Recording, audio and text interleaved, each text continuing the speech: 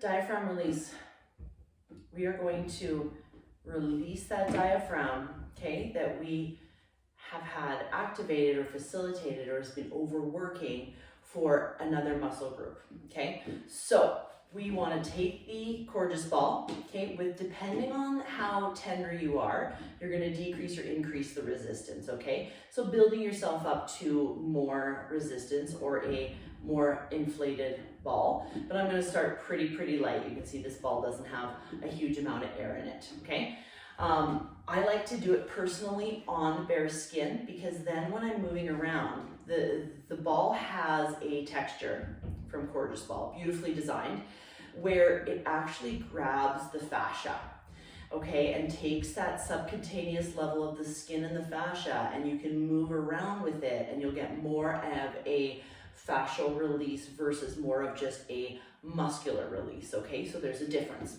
Keep following for more information on that. But we're gonna find that diaphragm, okay, right underneath the ribs. We don't wanna be on that xiphoid process, we wanna be below, okay? So just a little bit above that belly button to either side. We're gonna do a central diaphragm release with my breathing, okay? Then once you get on and you find some tenderness, you can move that ball around a little bit or move your body around on the ball to get a little bit more release from those tender areas. So if it's taking your breath away, take a little bit more of the air out.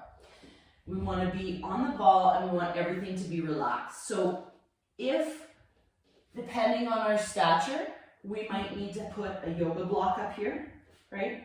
Or you can even hold your hands like this. But we want our shoulder blades and everything else to be relaxed, okay? My diaphragm is very facilitated, so this is very painful.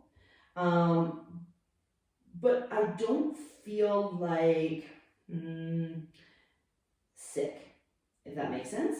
So you don't want to be right on this stomach, okay? So I'm going to just move a little bit to the side and down, okay, so that I'm a little bit more into the side of the ribs. And then how I'm going to activate and release this is you're going to inhale through your nose as if, and you're filling up your abdomen, as if you're pushing the ball away. And then you're going to exhale, relax, and really let that abdomen and the fascia around your stomach and your diaphragm relax around the ball. You want to give it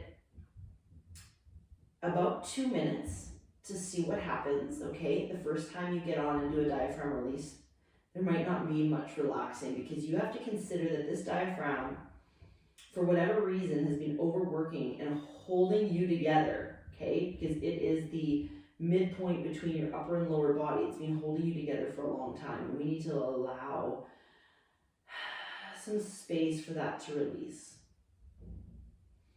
Again, breathing in, contract the abdomen, okay? So contract your ab muscles and then exhale, relax around that ball. Again, if there's too much pain, you take more air out of that ball. It can be as light can be, okay? Notice I moved up a little bit so that the ball would be down a little bit lower because I just felt that the fascia was pulling me a little bit more to the right side at the moment. And sometimes this journey of the diaphragm can take you right down, if you go up into the side of the pelvis on the lower side, beside the belly button, into the psoas muscle or the hip flexor. Right here, it's very tender for me as well. But make sure you're releasing muscles that are actually overworking for the most part. So make sure that you've either done an NKT session where the practitioner has told you, okay, you're absolutely supposed to be releasing your diaphragm. And this is more likely the side, right? If you want to take an exploratory journey through the diaphragm, there's different ways you can do this. You can do it with the Courgeous Ball. You can do it with a kettlebell, which I'll also put in the videos. But this is kind of just generally where you want to be.